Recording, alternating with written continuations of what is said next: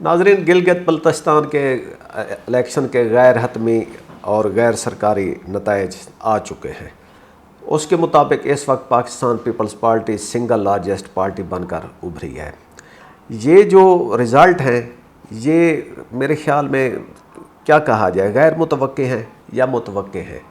لوگوں نے Peoples party کے لیے کیوں اعتماد کا اظہار کیا؟ لوگوں نے پاکستان مسلم لیگ کی انتخابی مہم کو کیوں ریجیکٹ کیا، اس کے باوجود کہ میاں نواز شریف صاحب خود ادھر تشریف لے گئے اور انہوں نے ایک دو انتخابی ریلی سے بھی خطاب کیا۔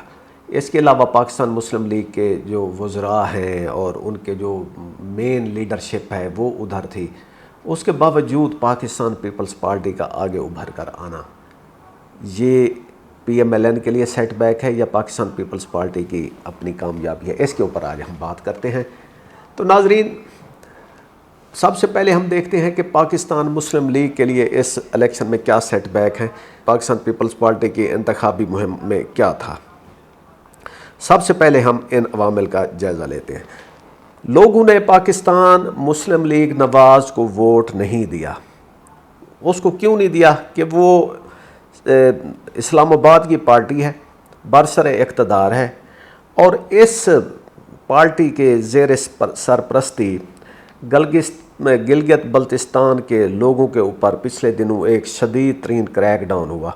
وہ کریک ڈاؤن کیا تھا کہ جب ایران میں امریکہ اور اسرائیل کی بمباری کے نتیجے میں آیت اللہ علی خامنائی اور دوسرے ایرانی لیڈرز کی شہادت ہوئی، تو آیت اللہ علی خامنائی کی شہادت کے سوگ میں اسکردو کے عوام نکلے۔ اچھا، اس بے تحاشا عوام نکلی تو اس میں توڑ پھوڑ ہوئی، کچھ حساس انسٹالیشن کو نقصان پہنچایا گیا جو کہ قابل مذمت ہے۔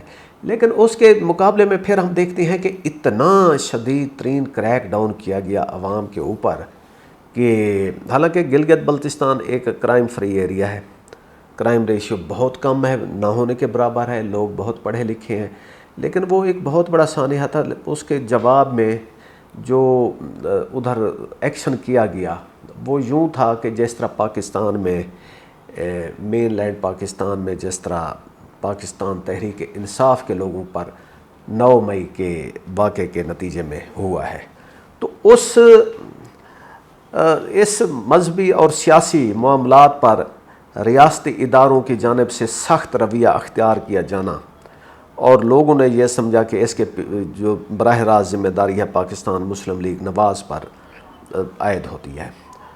اگرچہ اس معاملے پر مختلف آراء ہو سکتی ہیں، لیکن انتخابی سیاست میں عوامی تاثر اکثر اہم کردار ادا کرتا ہے۔ کئی مبصرین کا خیال ہے کہ اس ناراضگی کا فائدہ جو ہے نا پاکستان پیپلز پارٹی کو ہوا ہے اور پاکستان مسلم لیگ کو سیاسی نقصان برداشت کرنا پڑا۔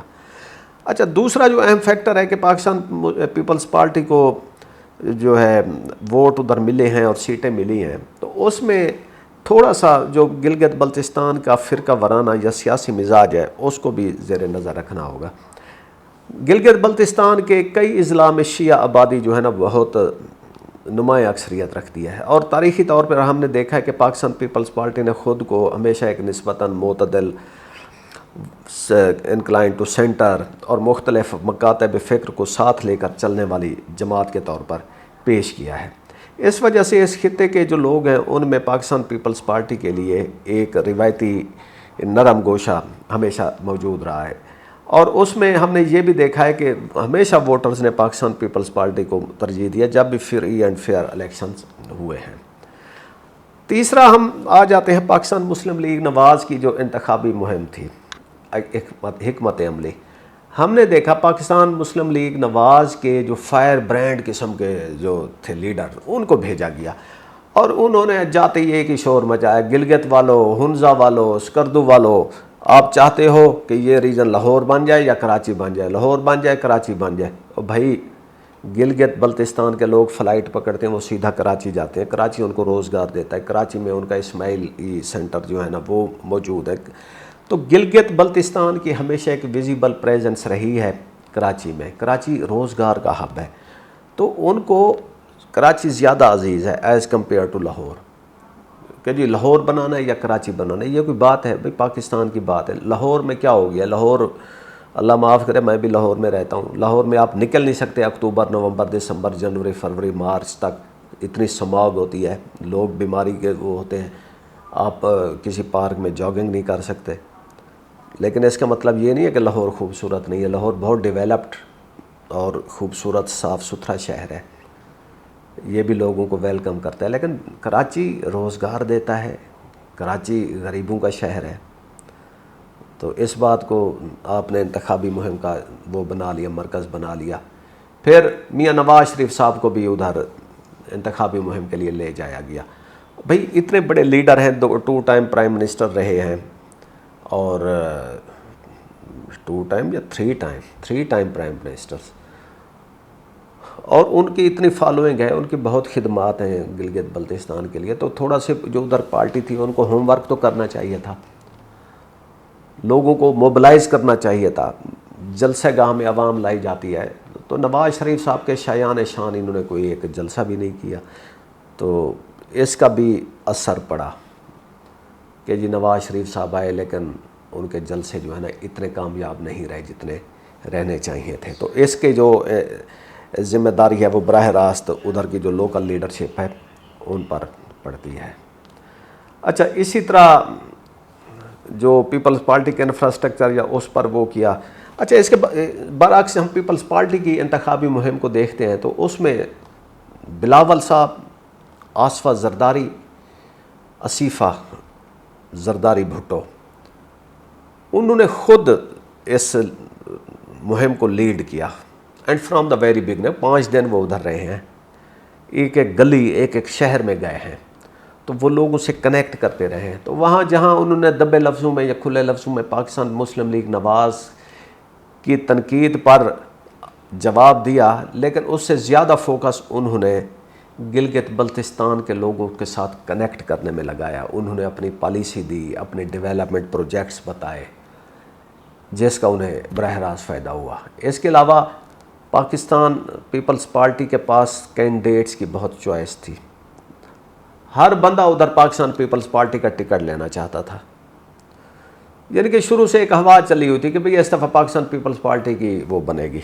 تو جس کی وجہ سے وہ پاکستان پیپلز پارٹی کے جلسوں کو پذیرائی ملی، بلاول بھٹو کے جلسوں کو پذیرائی ملی، آصفہ بھٹو جہاں جاتی تھیں عوام کہتے تھے جی بے نظیر بھٹو کی تصویر آ گئی ہے۔ اور ایک اور جو فیکٹر، یہ جو الیکشن میں ورڈکٹ آیا ہے، یہ لوگوں نے شاید پیپلز پارٹی کے حق میں تو دیا ہے، لیکن اس سے زیادہ انہوں نے یہ پاکستان مسلم لیگ نواز کو ایز فیڈرل سینٹر کی نمائندہ جماعت سمجھتے ہوئے دیا ہے، کیونکہ لوگوں میں جو ہے نا بہت ناراضگی تھی اس کے لیے۔ اور پاکستان پیپلز پارٹی کا جو انتخابی نیٹ ورک ہے، اگر یہ انہوں نے کشمیر میں بھی چلا لیا اور اس کے بعد پنجاب میں بھی لے آئے تو اگلا الیکشن پاکستان پیپلز پارٹی کا ہے۔